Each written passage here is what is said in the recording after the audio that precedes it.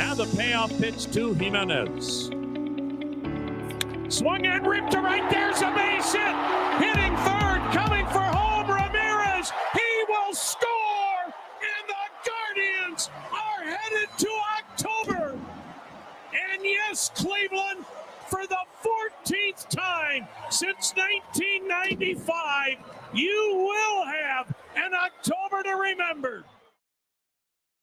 Oh, Hammy, pop the champagne, get your goggles on. On this Crafting the Call, we are punching our postseason ticket and talking clinchers. I'm Jesse Goldberg-Strassler, voice of the Lansing Lugnuts. And I'm Josh Suchon, the voice of the Albuquerque Isotopes. Jesse, I feel like I should have brought my goggles. I feel like I should have some rain gear to go inside a clubhouse to celebrate and get going with October. I'm super excited about this week's episode. I have never called my team reaching the postseason, but I've been inside a clubhouse for the chaos and the celebration and the champagne numerous times as a newspaper reporter. How about you? I have received my share of beer showers, and it stings. Let me tell you, to get showered, absolutely showered, after you've clinched the playoffs or you've moved onward, right? You've then won the next postseason series. And then to be driving home from the ballpark going, if I get pulled over, I've got a story to share. It is exhilaration inside the stadium, in the stands, in the clubhouse. This is group joy. Let me tell you this. Speaking of getting pulled over, when I was covering the Dodgers, when I was their embedded radio reporter and did post-game Dodger talk, they set up a DUI sobriety checkpoint outside of Dodger Stadium one night. The Dodgers had a chance to clinch the postseason. They did not. And so when I got to the DUI checkpoint, I did not smell of any type of alcohol. And I remember thinking, I am so glad the Dodgers did not clinch tonight, because even though I'm not drinking any of this alcohol, it would have been all over me. And I definitely would have been pulled over, and I would have had a lot of explaining to do. So I breezed through the DUI checkpoint, and the next night the Dodgers clinched and there was no DUI checkpoint. That's unbelievable. I'm glad that we're starting with Tom Hamilton, because what we are talking about is that moment of celebration, that moment of you are moving forward. Your season is not going to end with just the regular season schedule. You are going to compete for a championship. And Tom Hamilton rises to the occasion. I think he rises to the appropriate level, right? He doesn't get up here. He gets to the right level, and I love that he immediately nails. This is the quantity of times that Cleveland's going to have an October to remember since this year's stretch, which I think is a really important timestamp of this is where we are in history, and this is how many times it's happened. And he also talks right to the town. Hey, Cleveland, here's what we're going to do this year. All right, so we're starting off right away. So since we heard one team punching their ticket to October, let's watch another team from just recently punch their ticket to October. For a step is all fastballs. And a base hit into right. That's your ball game. Jake Bauers, a walk-off single. And the night the Brewers clinch the National League Central, they walk off the Philadelphia Phillies. 2-1 the final score. What a day. What a game. Wow. Could you come up with a better ending to this day? My goodness, these guys are so for a step. Could you come up with a better ending to this day? A little foreshadowing, Jesse. We will have a better ending to a clincher before this episode is over. I love the explosion immediately that Brian is ready and a base hit to right field, right? He just immediately hammers it. But then there's no rush for everything else. He is going to take his time. He's taking full breaths to let you know, base hit, runner scores, into the playoffs, walk off. He's nailing each and every one of those. He's giving them the necessary matter of importance and excitement. But because there are those breaths there, his voice is ready for it. I think the right fielder does a huge assist, because once the right fielder stops going after the ball. It's like, forget about it. I'm just going to get off this field. Then that is your mental cue as an announcer. I don't have to worry about any of the other details of who's picking up the ball, of who's throwing it, of who's running around the bases.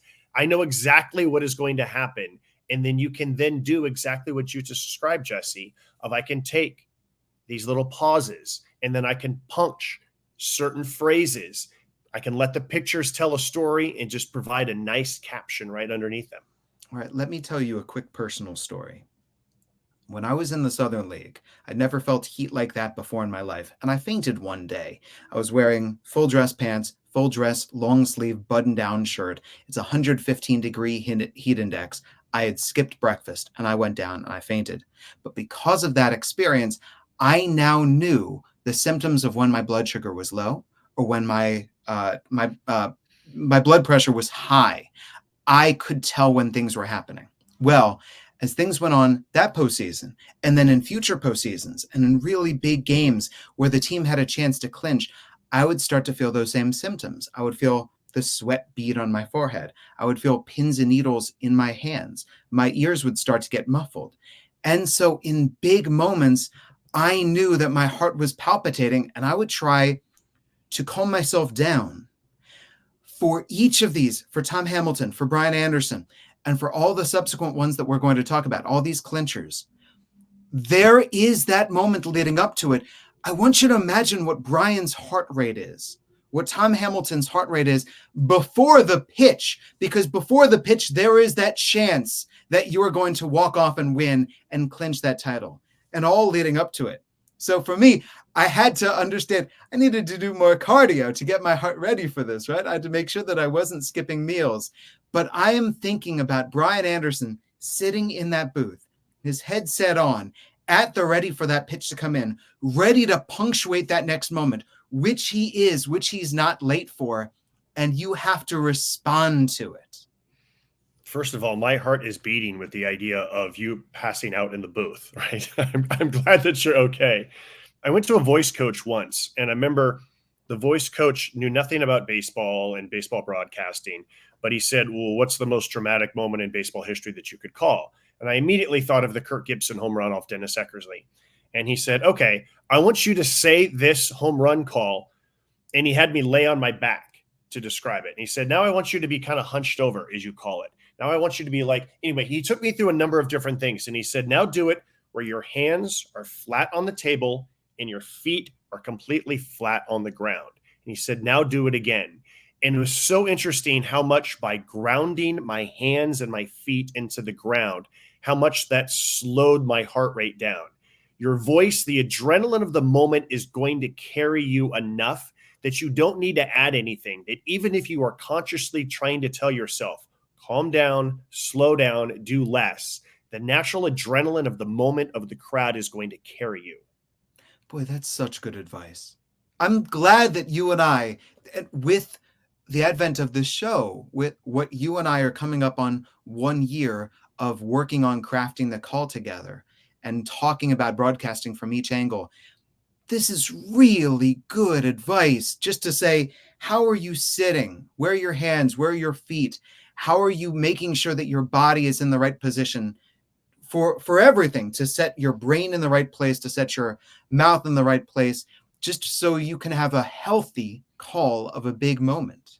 Yeah, I'm kind of a rocker, I'm kind of like Leo Mazzoni, a lot of times. And especially when the game gets really intense, sometimes like I might be leaning back in my chair and I might say, here's the pitch, because, Yes. I'm kind of like into it, sometimes depending on whether, I have things I might get a little like scrunched down if it's colder, if I'm in a tighter booth or something. Sometimes I might be wider like this, but seriously, hands flat onto the ground, feet flat onto the ground. And I realized like, oh, this is such a calming moment. But then we hit a walk-off and I lose my mind anyways. And so but that's good leading you up to that. And so that way, when the walk-off happens, then you can explode into that.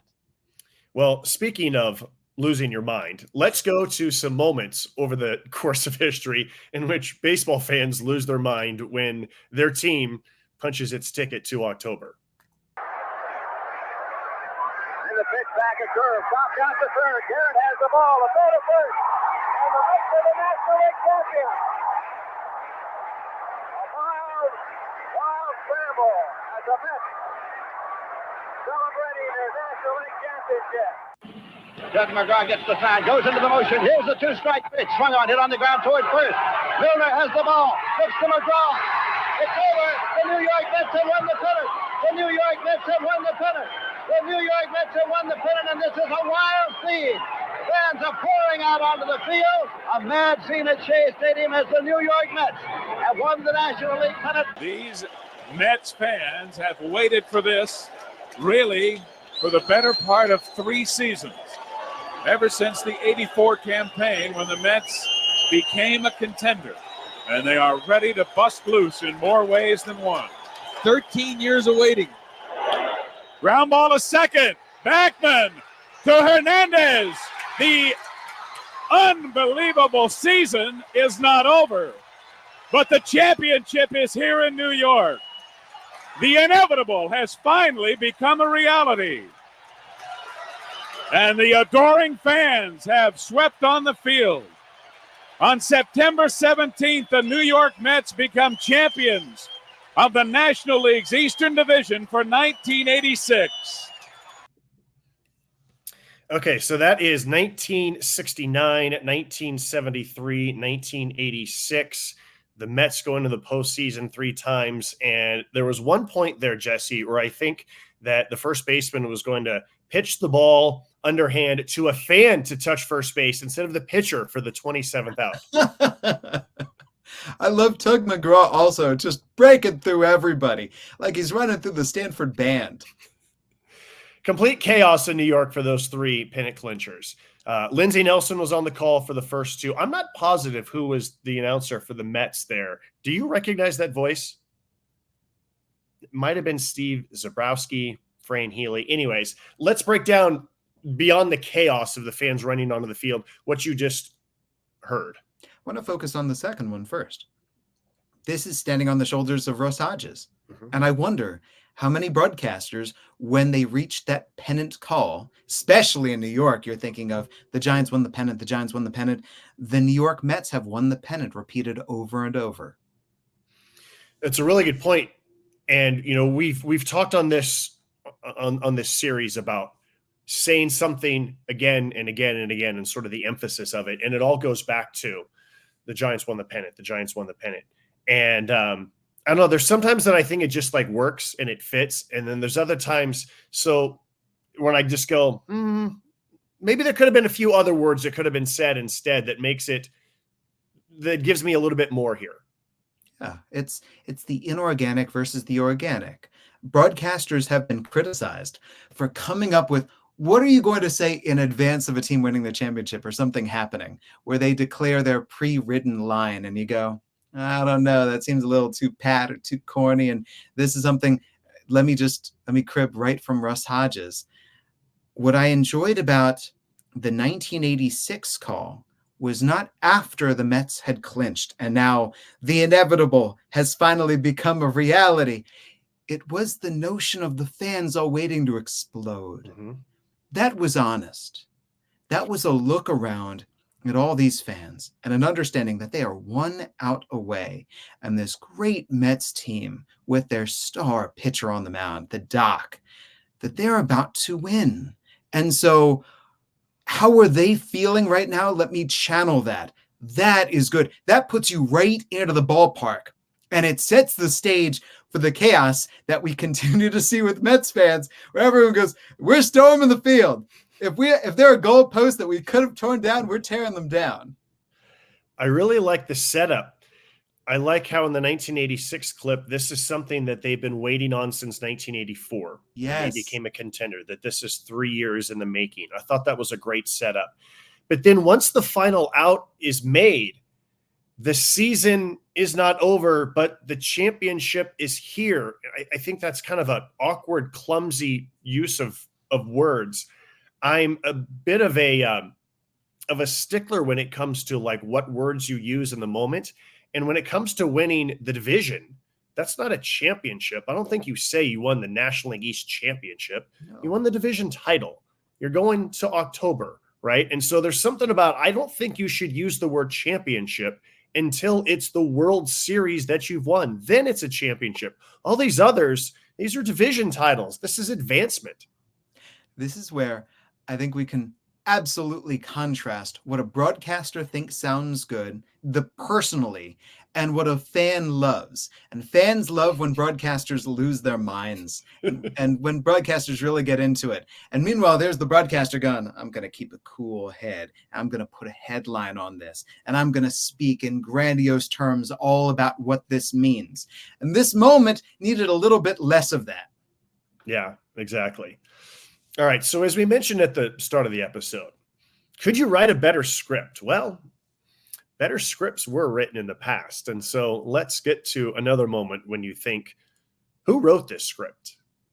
Score is 2-0 Houston. Now the hitter is Will Clark. He's 0 for 3. Swinging a bouncer. This could be it. Davis runs to the bag. Davis goes. No hitter. Astros win the championship. What a way to do it. A no-hitter. Mike Scott has just thrown his first career no-hitter. And the Astros are the National League champions of the West. Okay, so that's Milo Hamilton on the call, and I think overall it's a good call. But once again, he uses the word championship in the moment. They didn't win the championship. They won the National League West. And then later he says that they were the National League West champs. And again, I know I'm nitpicking here. I think overall it's a really, really good call by Milo Hamilton. But again, I'm kind of a stickler. I don't want to use the word champions or championship until the World Series ends. What are your thoughts on Tequila Sunrise uniforms? I love those. Yeah. I like how he says the champions of the West, how he finishes things. I will accept that. And the fact that Mike Scott finishes things with a no-hitter. What's up? Yeah, no, that is a very good way to clinch the National League West. I also remember watching that game with my dad and being very disappointed that the Giants, who finally got good after a bunch of years of being not so good, had been eliminated, although it was a foregone conclusion at that point. Also fitting way that season sort of like the bookends, because Will Clark was a rookie in 1986. His first at bat, he homers off Nolan Ryan to straightaway center. And then at the end of the season, Mike Scott throws the no-hitter that clinches the division. So, I mean, that's outside of winning a World Series, I don't know if there's a bigger moment in Astros history than a no-hitter to clinch the division. Milo Hamilton and Harry Carey, to me, share some similar broadcasting traits, right? There's some bombasticness in there that really is going to elevate things further. He's going to speak about things in greater terms. Hence why there's the championship, because he is going to take this moment and he's going to put it in bold letters, or if you want, he's going to put them in neon right atop the strip and flash them for everyone to look at them. Milo is not going to undersell anything. Well, even going back to what we were discussing a little bit earlier about slowing your heart rate down and being in the moment and what might happen. So you're in the moment that the division title is going to be clinched here. Then you're also in the moment that there is a no-hitter. And so you have this range of emotions of calling a no-hitter. We've done an episode about that. This is an episode about calling a clincher. Now, both of these things are coming together. They're happening at home inside the Astrodome, which is super loud at this point. And so I can also think too, like even listening to the audio of that, that it's because it's old radio, it's a little staticky, but even just being able to get your words above the crowd noise is not, it's hard to, in the moment, to think, am I speaking loud enough without just totally screaming to get over the crowd? And he is, right? He's shouting right into the microphone. Yeah. Okay, so let's continue on with some unique ways that teams have clinched a postseason berth and the challenge that's involved with some of the plays.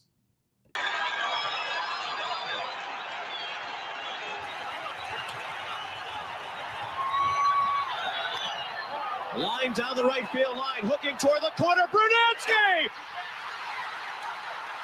He made the catch in the corner! A great catch by Tom Brunansky! And the Red Sox are the champions of the American League East in 1990.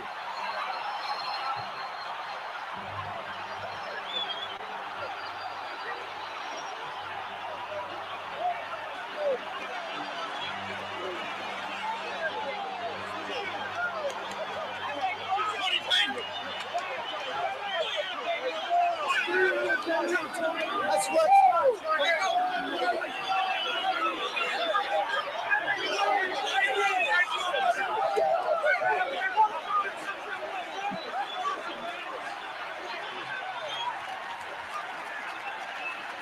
Gian hit it hard, heading toward the corner. Bernansky disappearing from view in the corner, made the great diving catch. Tim McClellan, the first base umpire, made no call. He was running out to make sure Bernansky held on to it. Reardon knew that he did.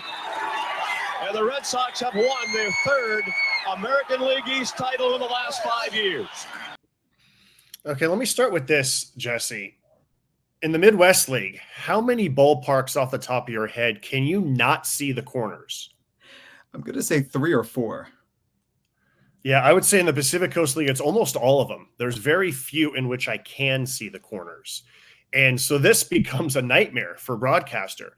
And what I've gotten into the habit of doing is just being honest with the audience. You know, I might say that, you know, Fernandez is going into the corner. He disappears from my view. The crowd is cheering, or the umpire puts his fist up in the air. I believe he caught it, right? And that's what I can do when it's the 4th inning of a game in May. But on a clincher, I'm feeling for Sean McDonough there on this call, because Brunansky goes into a dive, goes out of the view of the announcer. The crowd is going nuts, and you don't want to be wrong, but you also want to be in the moment. And I think that because of all of those challenges, I think that McDonough does it like a pro there, where he's unsure and then he waits and then he makes sure that he gets it right. But it's a tough call to make. How good is the note that his voice reaches when he says Brunansky?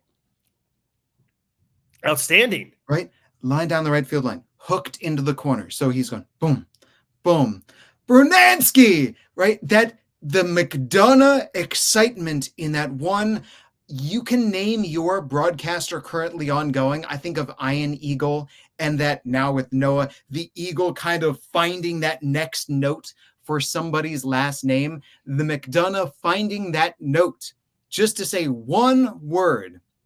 I think then he rushes himself, because as he comes back and tells us later, Tim McClellan's not making a call. Come on, Tim. Right. Make a call and allow the broadcaster to say that it's the final out. And Tim is hustling into that corner and not signaling anything. So Sean is doing exactly as he should do, and he waits. And the second he can get any kind of confirmation, now he's going to try to rush, I think, because he wants to lay out. He's been taught, let the pictures tell the story. So now he's trying to figure out the rest of the words, right? Made the catch. And the Red Sox are the American League East champions of 1990. Layout. But I just think that one word Brunansky stands by itself, and it's awesome. Yeah. As you were saying that, you made me think of how Marv Albert would use the word Jordan for Michael Jordan during his peak, and just using the last name. Boom, quick little layout, right? And yeah, there's certain. It's interesting because as you say that, it's one of those where I haven't fixated on it. Like, I'm aware that announcers have used it and what a good technique it is. But yet in this moment, you definitely see that with the Brunansky. That's really good. I'm going to have to steal that. I mean, Mike Breen, it's bang that he can hit bang at a different note. But you think about the broadcasters who one word, maybe it's a name, whatever it might be, and that they can just smoke. Kevin Harlan, whoever it might be. I think that Sean McDonough for Brunansky is throwing 99 miles an hour. Just that one word. That one word. And then he dials it back. Which he doesn't need to. This stadium is going to be in euphorics for the next, 30 minutes plus. So he really can take his time. If I were, and I understand why he's feeling this way, because everywhere around him there's pandemonium. But I would advise him in retrospect to go back and pull a Brian Anderson and now go short note, short note, short note. The reason why he says of 1990 is because he's just talking, right? He's getting out the necessary information. The American League East champions of 1990. Had he had his druthers, he would have phrased that differently, I believe. Yeah, and that's what happens when something happens on the field that you're not expecting, or when it's just challenging because you don't know for sure what just happened. Yeah. You think you know, but you want to make sure that you don't say something incorrectly, especially in a moment like this. And I think that all of us realize there's certain moments like this moment is going to be remembered forever, right? 34 years after this play, there's going to be two guys talking through computers for something called crafting the call. They're going to break down what I did right and what I did wrong. So I need to make sure I get this right. Well, I think that's why he inserted the detail about Tim McClelland. Mm-hmm. So now we're watching the replay. And usually in a replay, you say something that you didn't say before. But he's saying basically the same thing, right? The ball is hit into the corner. Bernansky goes over, makes the catch. And then here comes in the detail of the umpire McClelland, just to give us something that we could not see. Even with just, I'm thinking about the mechanics of that call. And based on what we just heard, I'm almost positive that McDonough was watching the game and not the monitor, right? Yes. And that is a really quick, tough choice that you have to make. Is the camera operator going to have a better angle than me? Is the camera operator going to have that call? At the major league level, the camera operator is going to have that call. But are they going to have that angle? And just whatever your preference is. I think more and more nowadays, TV announcers will almost invariably look at the monitor the entire way. I think that back in 1990, you were probably more likely just to be watching the action yourself. Also, it's a personal preference. And so when we see the replay, we can definitely see the ball go into the mitt of Bernansky that he caught it. But the first time, yeah, he disappears a little bit from the view, and you're not quite sure, especially, I don't know exactly where the Fenway Park broadcast location is to see, did he catch it? Is it outside of my view or not? This is one of the great eccentricities of Fenway, is the pesky pole. Mm-hmm. And the way that right field gets very weird and makes it terribly tough on broadcasters and terribly tough on pitchers, because you can just hook a ball right around that pesky pole. When that ball goes into the corner, get ready. You're not sure what's going to happen. And I think that because Sean's got his training and he's following it along, this is what you should do, right? You should follow the ball into the corner. He names the right fielder in question who's involved with the play. He waits to see what the call is. He gets the call. He sums it up. He lets it breathe. And then when he's given the moment and when the replay comes back in, now he's ready to sum it up. But he lauds Jeff Reardon, and he especially timestamps the moment, all while he's got his great pipes. Okay, so those are a bunch of calls that clinched division titles, and those were moments where it was not the final day of the season. Now let's get to 1987. This was a great, great finish. At one point, the Toronto Blue Jays had won 7 in a row, and it looked like they were going to win the American League East. And then they went into a tailspin. At one point, they had a 3.5 game lead. But now they go into the final weekend of the season at Detroit, and the Detroit Tigers have to sweep the Blue Jays in order to win the American League East. And the Tigers have won the first 2 games. So now it's game 162. It's the final game of the season. Whoever wins this game is going to the postseason.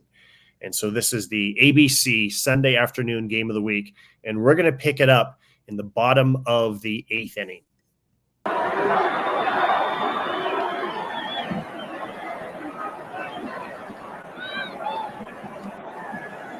Keith 0 for 2. Strike.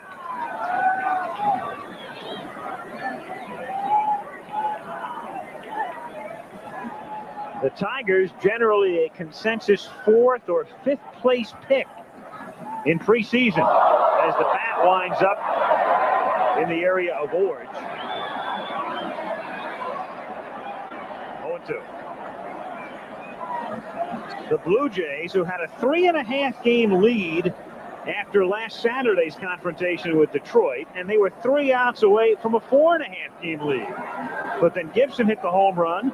The Tigers won the game in extra innings.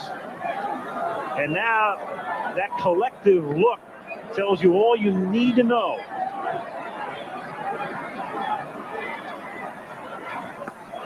Keith is down on strikes, and Jimmy Keith pitches a masterpiece. But what does it all mean? To the ninth, 1-0 Tigers. What a great line by Al Michaels. In Detroit, Al Michaels, Jim Palmer, and Tim McCarver, 51,005. Third largest in Tiger history looking on and ready to do some celebrating. 1-0 Detroit, and for the Blue Jays, their 6, 7, and 8 hitters due up. Fielder, Lee, and Orge, 3 part-time players.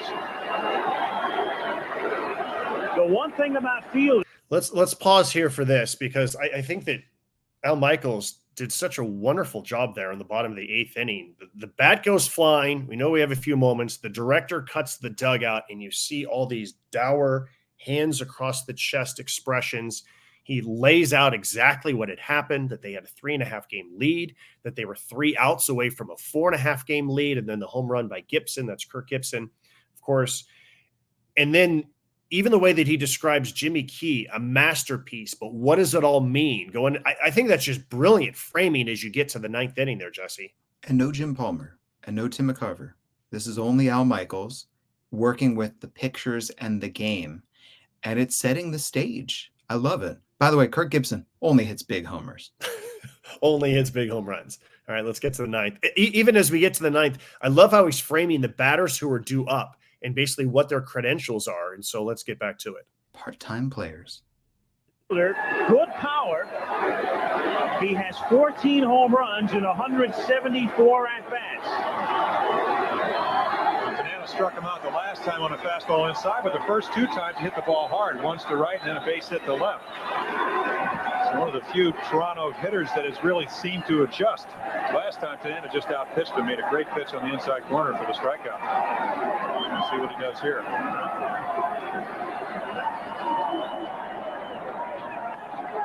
Strike.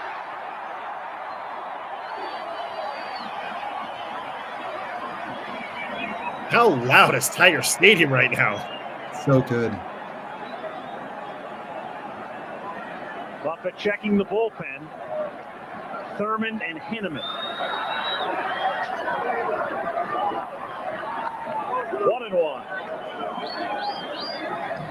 If you're a right-handed hitter, you're up there thinking that he's not going to throw you a pitch to hit on the inside part of the plate. You got to think away, which means the opposite way.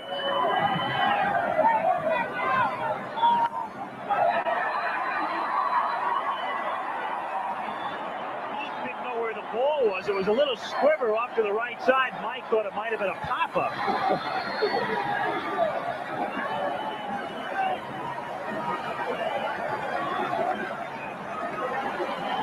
Pitchers and catchers are trained to get beat. If you're going to get beat with your best. And his best has been the change-up away and the curveball away. 2-2. The only time he has come in with a fastball is when he's had 2 strikes and been way ahead in the count. 2-2. Of course, you never know with Frank Tanana. He's just mixed them up so well today that it's almost like he's like a chameleon. He can change his color depending on what the situation is. 3-2. You can read the pitches that Tanana's going to throw, at least the changeup. The way he holds his glove, when he holds it down towards the dirt, it's going to be a changeup. Rick Dempsey used to do that. It's a giveaway, but obviously Toronto hasn't picked it up. As a hitter, it's kind of difficult to look behind you. 3-2.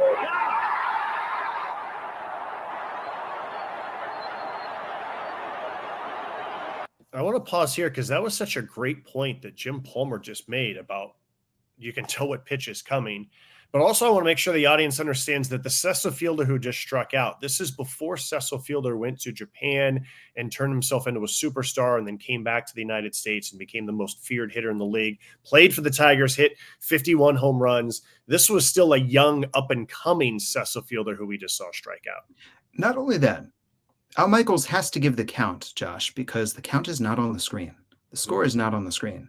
So in a sense, there are some radio play-by-play responsibilities that are falling on Al. All the while you've got Tim McCarver and Jim Palmer breaking down the X's and O's.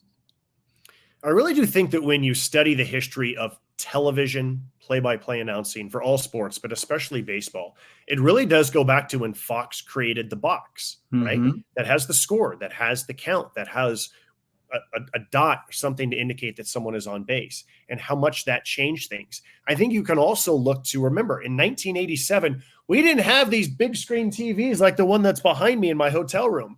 We had these little boxes, right? What Jesse and I look like, that's what it was like watching a baseball game back in 1987. So you didn't have room for all of these things. It wasn't until TVs got bigger that you had space for the box that would tell you these different things, the score bug.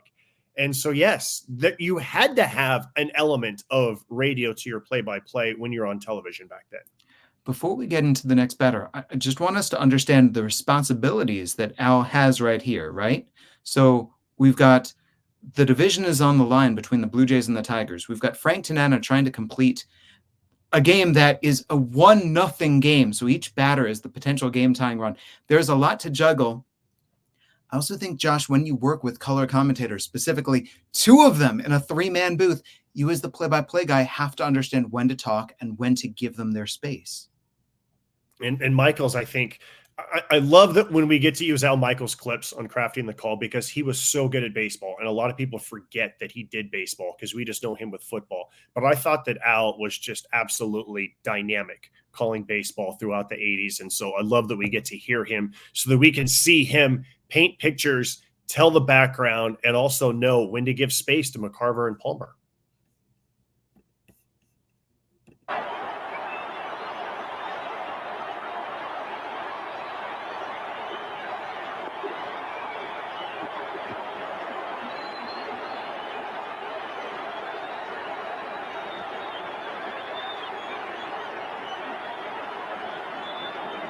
Strikeouts. Manny Lee.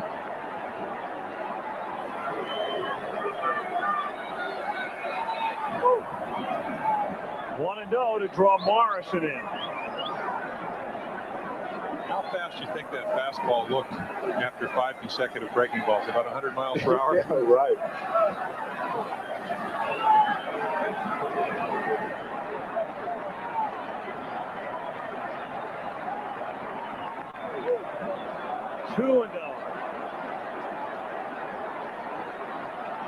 Tanana's always been a survivor. Went through 6 losing seasons. Adjusted. And he's trying to do it in his hometown.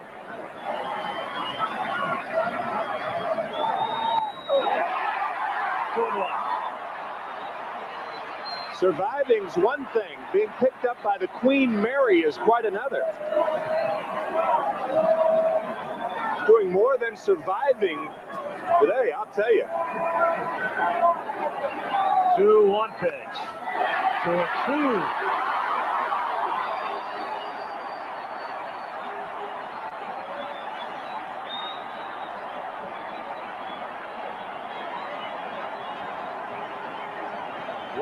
Bases empty for John Jack. 1-0 Detroit. Reset. Chopper to Morrison. Scoop by Evans.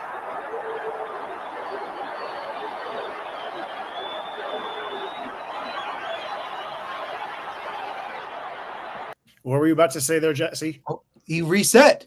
That's a radio game reset. Mm-hmm. Yeah. Not only that, let me praise the director. A complaint that I can have about games that are more modern is that in between pitches, how many different shots are shown? We're going to show this guy, this guy, this guy, this fan, this person, right? You fit in multiple shots. And what I really love here is the shots are lingering, right? In between this pitch and the next one, we're going to look at Sparky. In between these 2 pitches, we're going to look at this person, or we're going to look into the stands. But every shot is a lingering shot, and then right back to the field. Even the slow roller, that's a foul ball, and we see the usher or someone who picks up the ball. And I think the camera operator did a great job of panning out. And I'm sure the director said into the camera operator's ear, give us a wide shot. And now we see this panoramic view of Tiger Stadium, and you can see just how packed it is, how loud it is. All 3 announcers lay out. Then we get into a tighter shot of the fans clapping their hands.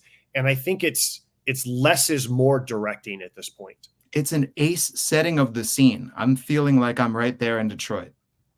It makes me wish the Tiger Stadium was still open.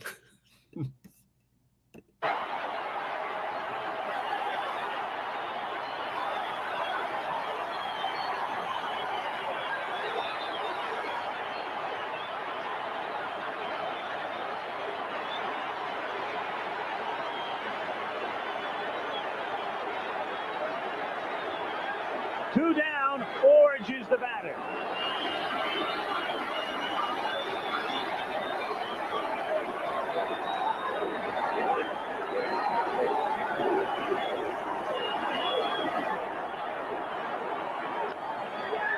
Little squibber, and the Tigers face the third.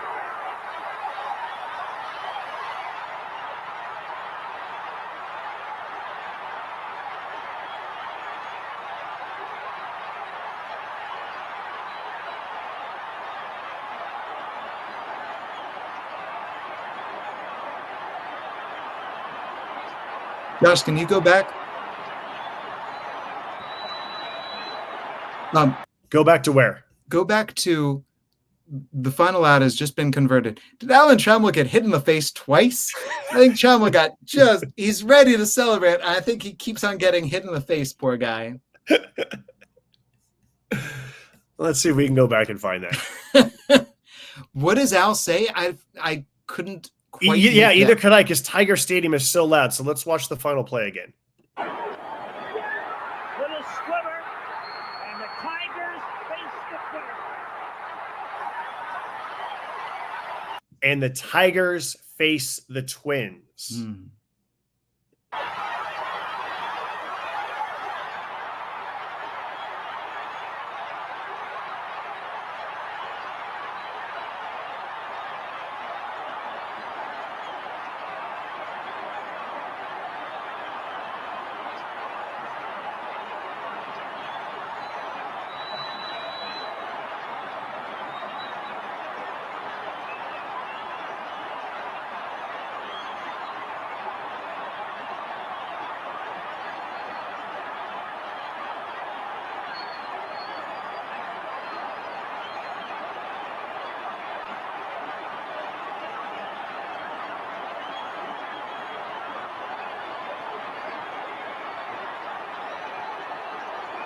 This is a long layout, but I want to hear how Al Michaels puts the punctuation, the caption on it here at the end. Someone's got to bring a broom. That's a rule.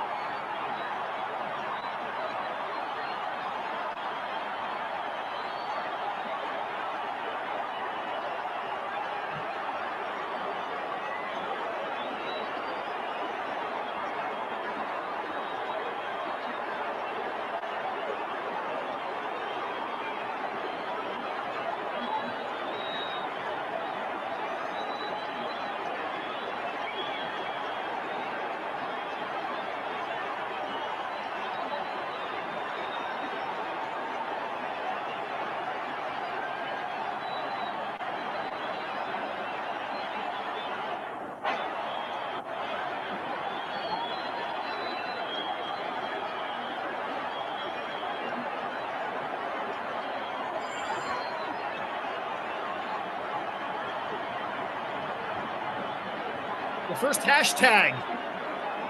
The first hashtag in history.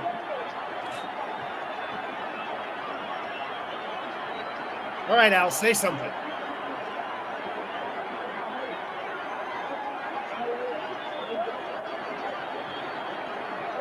The day belongs to Frank Tanana and Larry Herndon.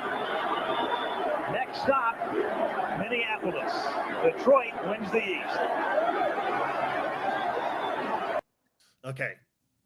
So that's really good at the end. I like that. Next stop, Minneapolis. The day belongs to Frank Tanana and Larry Herndon. I appreciate a long layout. I think that was too long of a layout. I'd like to hear a little bit more that was in there at a certain point. There were some really long shots. As much as we were just praising the director for staying on a certain shot, I think they stayed on some fans a little bit too long there.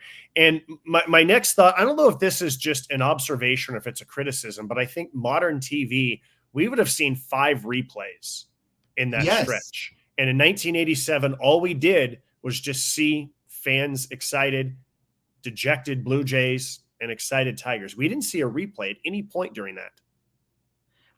I'm trying to think about Al's choice when that final out is recorded to focus on Tigers Twins, ALCS.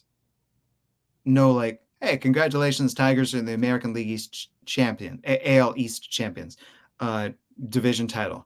No choice to say the comeback is complete, the Blue Jays collapse is complete, however you want to go with it. It's just right into, all right, Tigers Twins. But I like that. I like that it's different. I like a broadcaster going for something that we had not heard yet on this.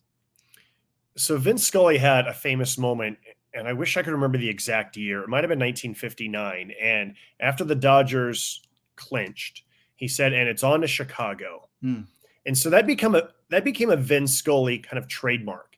It's on to the next city for the next round of the playoffs or who the opponent would be. And Al Michaels has said numerous times how much he was influenced by Scully. He lived in Los Angeles when he was doing these national broadcasts. So it would not surprise me at all if that is Al Michaels thinking about what Scully has said over the years in terms of Twins, Tigers. It's on to Minneapolis because that's what's next. You know, Bill Belichick would say, on to Cincinnati. Speaking of Vince Scully. Yeah. Do we have time for one more? We do. Okay. So let me set up 1982. Going into the final weekend of the season, it's a 3-way race. The Braves are in first place. The Dodgers and Giants are both 1 game back. The Dodgers and Giants are playing one another, Candlestick in San Francisco. Meanwhile, the Braves are in San Diego taking on the Padres. First game of that weekend, I'm sitting way, way, way up right center with my dad at Candlestick. The Dodgers beat the Giants, and for all intents and purposes, the Giants are now out of it. They're 2 games out with 2 games to go, and there's 2 teams ahead of them. And then the Dodgers win the second game of that series as well, and so now the Giants have been mathematically eliminated. So going into the final day of the season, the Braves are still in first place. But if the Braves lose and the Dodgers win, well, then I'm pretty sure we'd go to game 163. The Giants fans had already sold out Candlestick in anticipation in advance of this game being a potential clincher. But again, the Giants had been mathematically eliminated. Well, Giants-Dodgers rivalry. You know what the Giants fans were thinking. If we can't go to the playoffs, there's no way the Dodgers are going to the playoffs. And that is the atmosphere that we are going to see as we hear Vince Scully on Dodgers radio for the 9th inning. But he came in the 7th inning with the bases loaded and 1 out. And he extricated the Giants from a very tough spot. Extricated. Dodgers missing a squeeze. Russell eventually striking out, and then Orta grounding out. 2-0 the count. For Minton, in looking back over his year, he is a relief pitcher who works a lot as you look at Pedro. Minton has worked 120 innings, not counting how many times he has warmed up and not come into a game. 2-0 to Say. Strike. Ron Say hit a 2-run home run in the 2nd inning. It was his 6th home run of the year against the Giants. He struck out in the 4th, and he singled to right in the 7th. Now just trying to get aboard any way he can and keep it alive.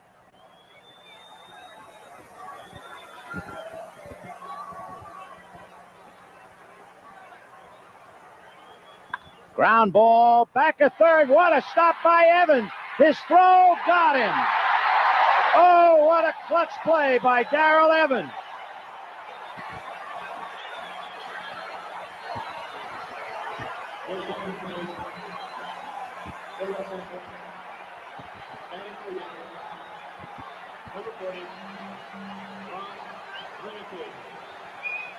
Marvelous play.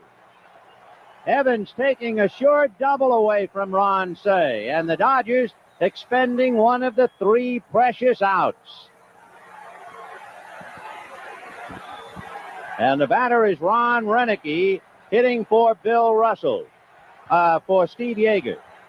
Okay, I want to pause it there because I would say a couple of things here about Vin Scully in 1982. He has already been enshrined. It was earlier that summer, the Ford Frick winner in the National Baseball Hall of Fame. He's not yet doing national baseball. It was 1983. It was the first year that he started working for NBC Sports. He was already doing national coverage. I think it was either just before this or just after this. He was on the radio call for The Catch at Candlestick, Joe Montana to Dwight Clark. So he's already got quite a bit of a national profile, but he is not yet the national voice of baseball that he would become very soon after this game.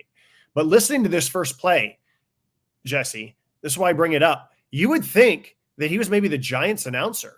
Yes. In the glowing terms in which he describes Greg Minton, 120 innings, and the marvelous play by Darrell Evans to take away a double.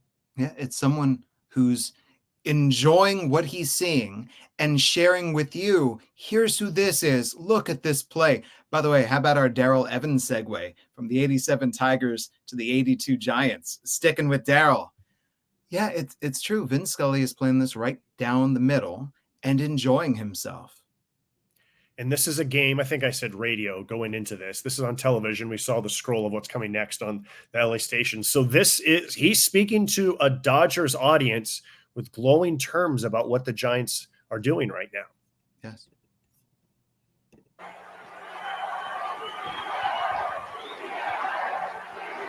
And the chant again. You can probably hear it in Los Angeles without a sound system.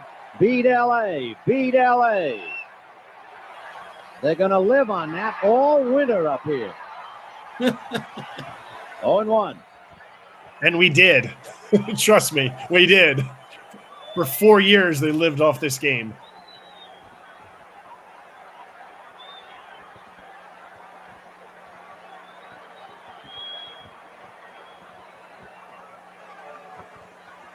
One and one to Ron Renicky. Renicky hitting .307 as a left-handed batter. And he was the most productive Dodger pinch hitter with 13 hits and 5 RBIs.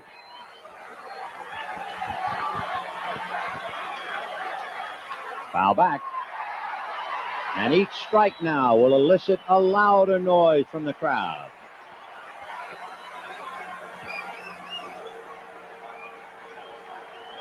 One and two to Ron Renicky after a dazzling play by Darrell Evans. Pedro Guerrero swinging a bat in front of the Dodger dugout. 1-2.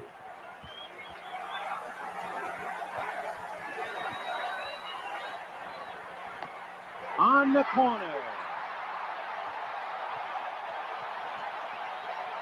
Okay, so that is a terrible call. That is that was absolutely not a strike. But I wanted to pause it because there's something that I just noticed Vin did. He did it when describing both Greg Minton and Ron Renicky. He said, for Minton, and he pauses as if this is where you insert the comma. For Minton, comma, went on to say, Renicky, comma, hitting .307 as a left-handed batter, and continues about one of the best pinch hitters off the bench. And once again, this is the poet of Vin, where he's literally pausing for the comma in the sentence that he is about to speak. The compositionist. That's the whole, like, you could take Vin Scully's broadcasts, transcribe them, and they turn into essays. Yeah, it's Victor Borga's punctuation, right? It's gorgeous. You're right. And his use of that pause, it's meaningful.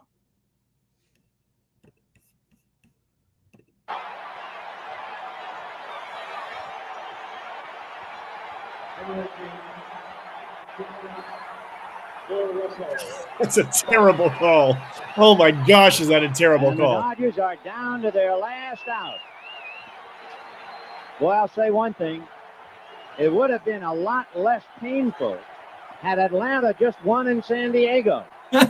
Now, of course, this crowd on its feet, enjoying the writhing last moments of a Dodger ball club one step from the end of the year. Russell with Guerrero on deck.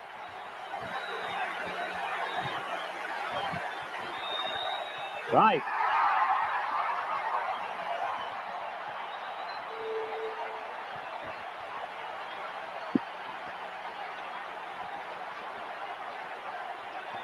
Boy, you'd think the Giants were heading to the playoffs, wouldn't you?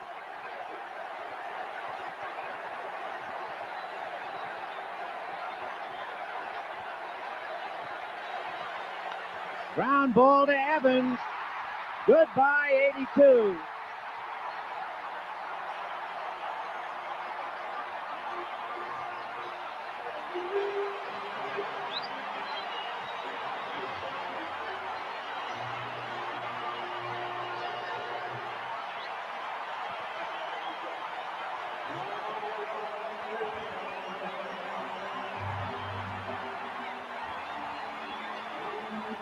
I just gave this. Go ahead, Josh. Goodbye 82 as a way to punctuate, and then no other words as it went into the commercial break. Nope. Goodbye 82.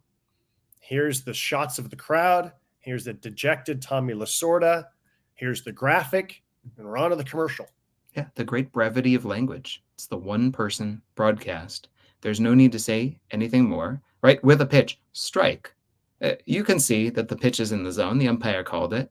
So it's Vin Scully's great brevity, and it's that goodbye 82 is delivered just as that ball arrives in the first baseman's glove.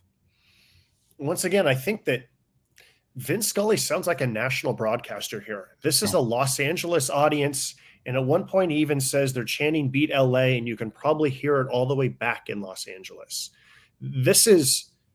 I think this is what makes Vin great, though. Not just great. This is what makes Vin just understand the moment that it's not about being a homer. This is the ultimate example of not being a homer, that he is calling this game as if a national broadcaster is the way that he sounds. And I'm sure there's a lot of Dodger fans where as soon as they heard Scully saying goodbye 82, I don't know, did remote controls exist in 82? Just barely. They probably walked up to the TV and turned it off and then went out for the rest of their day. Yeah. By the way, with that terrible strike call, Vin doesn't make any comment on the umpire. He just moves on. I would have said something like a very generous call. Or maybe my heart would have been bleeding a little bit more if I was the Dodgers announcer and saying, the Giants get a break. Because, yeah, that was a terrible call. What bookends for us to go from Hamilton to Scully? Mm-hmm. Yeah. Tell me more about what we learned in our takeaways from this episode. I learned to ground myself. I'm going to ground myself right now. I've also learned that I'm a lot more of a stickler for the word title than championship when it comes to moving to October. I didn't realize how much this bothered me until I heard clip after clip, not just the ones that we heard in this episode, but others that I watched in advance, where I'm like, come on, they didn't win a championship. Yeah. They won a division title. They're going on to the playoffs. Save the word championship until the end of the World Series, please. We are the champions, playing Queen after every single round. Josh, this was great. Yeah. I enjoyed this a lot. I enjoyed the historical view of fans running onto the field, the chaos, and when it stopped, and just how crazy baseball was in the 1960s and 70s and 80s into the early and mid 80s of fans running onto the field. But also, it's a marathon. It's all of these games, right? And I'm a big believer in the first inning, you got to save something for the ninth inning. And in April, you need to save something for June. And in June, you have to save something for September. And even in September, you have to save something for October. And I like the variety of calls of being one with the crowd, a tough play in the corner for Brunansky, a no-hitter by Mike Scott, and all the different ways that ignite this celebration of a title, not a championship. And then off into the postseason. Mm-hmm. And who knows what might unfold from there. Unless you're a team that did not make it because you were eliminated by your arch rival, in which case a long winter is ahead of you. For us, what's ahead for us is next week, another show. And then the week after that, another show, because every single week, a new Crafting the Call as Josh and I break down every single facet of baseball play-by-play. Josh, thank you for taking this time this week to talk about playoff clinchers. Thank you for using the word clincher and not title or championship. Exactly right. I learned my lesson. We're punching our tickets. For Josh Suchon, the voice of the Albuquerque Isotopes, I'm Jesse Goldberg-Strassler, the Lansing Lugnuts, and this has been Crafting the Call.